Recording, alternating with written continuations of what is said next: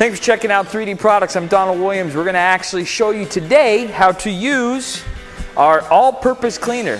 We're going to start today with cleaning out an engine and clean these tires off, clean out the back seat of the car, and gentle enough to get these delicate areas, but yet strong enough to clean up some really heavy dirt.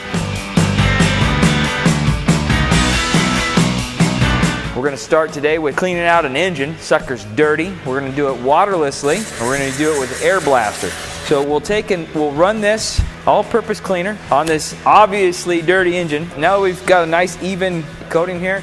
Now as you've taken 3D's all-purpose cleaner, just follow up with the 3D waterless wash to make sure that we rinse down any of the all-purpose cleaner that might be lying around on here. Now to show the versatility of the all-purpose cleaner, we're going to go ahead and clean these tires off and along with the wheel wells. We're going to spray it down on the rubber tire here.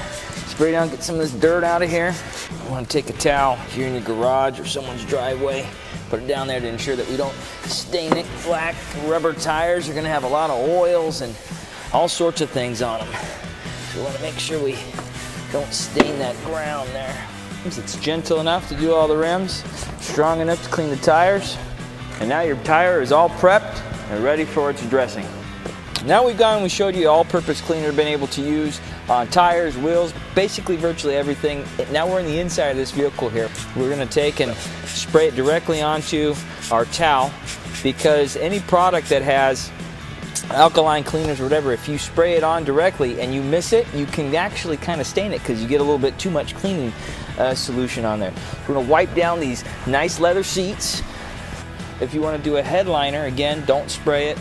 Just lightly get your towel damp enough and give it a nice little scrub here.